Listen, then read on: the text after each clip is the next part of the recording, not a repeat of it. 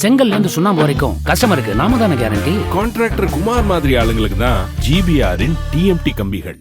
இன்றைக்கு பாம்பன் குருசாமி திருக்கோயிலில் கால்கோல் விழா நடைபெற்றிருக்கின்றது.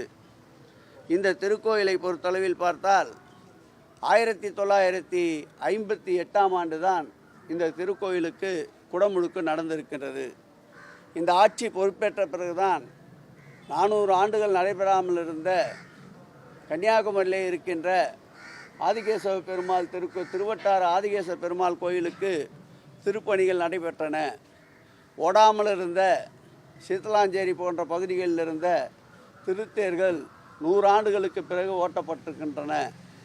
பாழறிந்திருந்த திருக்குளங்கள் 60 ஆண்டுகள் 80 ஆண்டுகள் 100 ஆண்டுகள் இருந்த திருக்குளங்கள் கூட புனரமைக்கப்பட்டு திராவிட மாடல் ஆட்சி பொறுப்பேற்ற பிறகுதான் இந்த பணிகள் துரிதமாக நடைபெற்று வருகின்றன.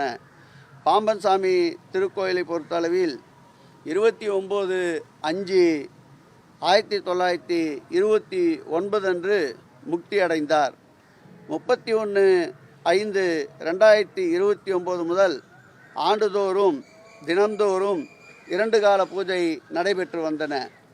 இந்த திருக்கோயிலை பொறுத்தளவில் சுமார் 24/9/1998ஆம் ஆண்டு பாலாலயம் செய்யப்பட்டது.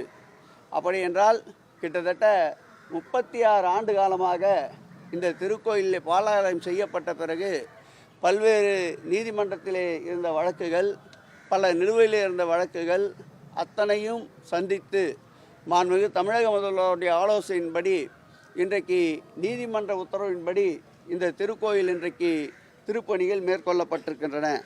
சுமார் 1,12 லட்சம் ரூபாய் செலவில் முதல் கட்டமாக திருப்பணிகள் மேற்கொள்ளப்பட்டு அடுத்த மாதம் 12ஆம் தேதி குடமுழுக்கு நடைபெற இருக்கின்றது.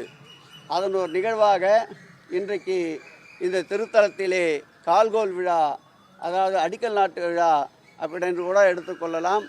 அந்த வகையில் இன்றைக்கு கால்கோல் விழா நடைபெற்றிருக்கின்றது. பாம்பன் சாமியை பொறுத்தளவில் இந்த ஆட்சி ஏற்பட்ட பிறகு அவருடைய வரலாற்று புத்தகத்தை புதுப்பித்திருக்கின்றோம். அன்றைய தினம் மிக பெரிய அளவிற்கு இந்த பகுதியிலே பெரிய கலை நிகழ்ச்சிகள் ஏற்பாடு செய்யப்பட்டது. அன்றைக்கு நாள் முழுவதும் அன்னதானத்தை அன்றைக்கு வழங்கியிருக்கின்றோம்.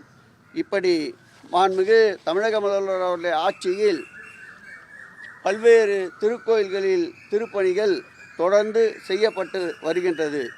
மறுபதிப்பு செய்யப்பட்ட பாம்பன் சாமிகளின் சரித்திரம் என்னும் நூலை இந்த ஆட்சி ஏற்பட்ட பிறகுதான் வெளியிடப்பட்டிருக்கின்றது. அன்றைய தினம் 108 இசைக்கல்லூரியைச் சேர்ந்த மாணவ மாணவிகள் பங்கேற்ற சண்முக கவசம் மற்றும் குமாரஸ்தவ பாராயணம் மற்றும் மயூர வாகன சேவை காட்சிகளை விளக்குகின்ற நாட்டிய நிகழ்ச்சிகளும் நடைபெற்றது. ஆகவே இந்த பாம்பன் சாமியை திருக்கோயிலுக்கு உண்டான திருப்பணிகளை நிறைவு செய்து அதன் பிறகு வரைவு திட்டத்தை தயார் செய்து என்னென்ன பணிகள் எல்லாம் இந்த திருக்கோயிலில் மென்மேலும் மேற்கொள்ளலாம் என்பதை திட்டமிட்டு தொடர் நடவடிக்கையாக அனைத்து பக்தர்களும் பாம்பன் சாமியினுடைய பக்த கோடிகள் அனைவரும் மகிழ்கின்ற அளவிற்கு இந்து சமய அறநிலையத்துறை இந்த திருக்கோயிலுடைய திருப்பணிகளை மேற்கொள்ளும் என்பதை மகிழ்ச்சியோடு தெரிவித்துக் கொள்கிறேன்.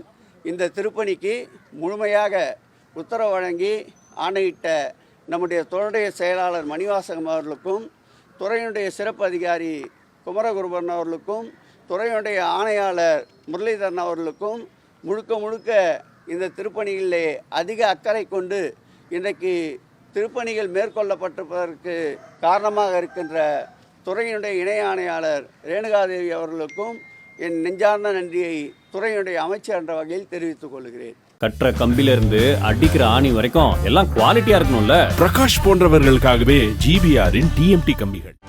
செய்திகளை உடனுக்குடனும் துல்லியமாகவும் தெரிந்து கொள்ள சப்ஸ்கிரைப் பண்ணுங்க.